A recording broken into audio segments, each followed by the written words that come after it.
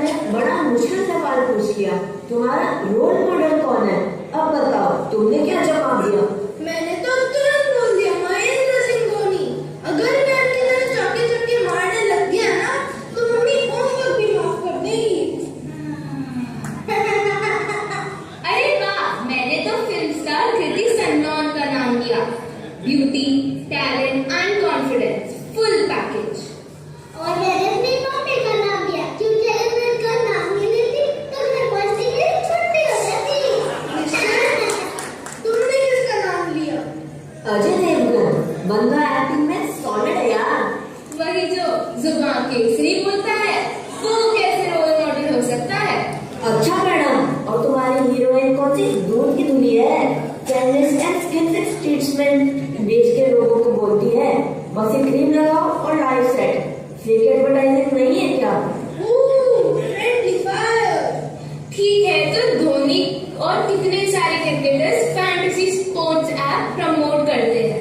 लोगों को लगता है गेम है, लेकिन कई लोग उसमें भी पैसे लूज कर देते हैं। मतलब सेलिब्रिटी बोले तो बिना सोचे समझे कुछ भी मान लेंगे। एग्जैक्टली, कभी गुटखा, कभी फैंटेसी, कभी बेटिंग जैसा है। पैसा सबसे बड़ा इन्फ्लुएंसर लगता है। Cricketers inspiring millions on field to the same faces promoting online gambling apps. The shift from role models to risky endorsements is deeply concerning. सच बोलूं, आज का हीरो कल कंट्रोवर्सी में, आज का इन्फ्लुएंसर कल cancel. Every few years new faces, same story. इसलिए सोच रहा था, क्या कोई ऐसा रोल मॉडल है जो ट्रेंड के साथ ना बदले, जिसकी वैल्यूज कभी आउटडेटेड ना हो? शायद रोल मॉडल वो होना चाहिए जिसका कैरेक्टर एडवर्टाइजमेंट से नहीं, एक्शन से डिफाइन हो। Someone whose principles don't change with brand deals. Fair is temporary but character is permanent. Exactly. Riddhi aunty, आपका क्या रोल मॉडल है? मेरे रोल मॉडल हैं सिद्ध भगवान। क्या? सिद्ध भगवान? क्या उन्होंने वर्ल्ड कप जीता था? या फिर वो सुपर हीरो थे जो उनके पास सुपर पावर थी? या उनका भी इंस्टाग्राम पर व्यू देखा? नहीं बेटा, उनसे बड़ा कोई सुपर हीरो हो ही नहीं सकता। उन्होंने अपने भीतर के सबसे बड़े दुश्मन पर विजय पाई थी। कौन से दुश्मन? थानोस, जोकर या कोई विलेन?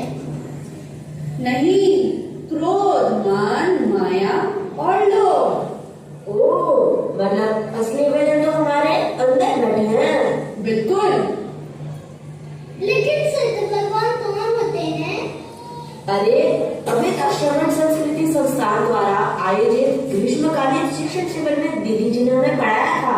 याद करो, जिन आत्माओं ने आत्म कर्मों का पूर्ण नाश कर दिया हो, वे सिद्ध भगवान कहलाते हैं।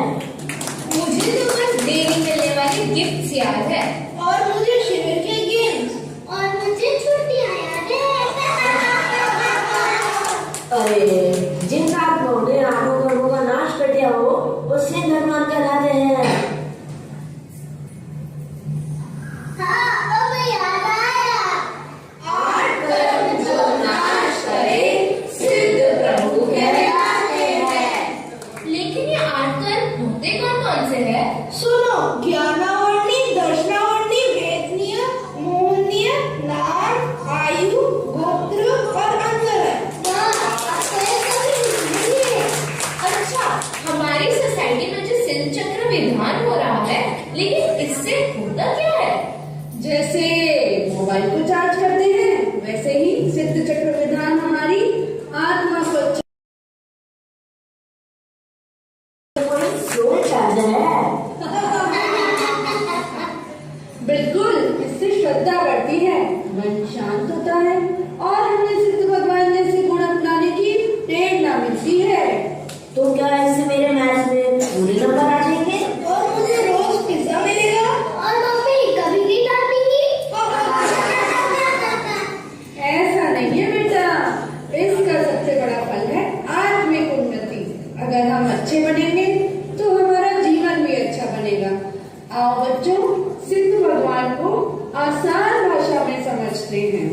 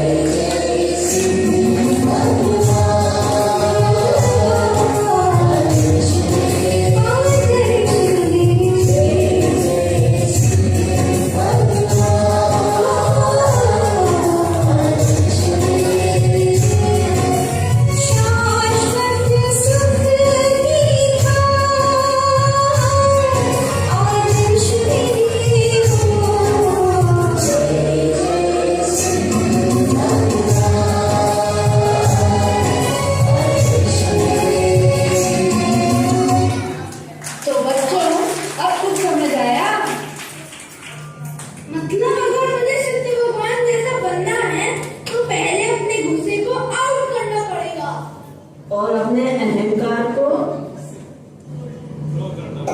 क्लीन बोल्ड और सत्य, अहिंसा, दया और संयम को अपनी टीम में शामिल करना होगा। बिल्कुल, यही तो सच्ची जीत है।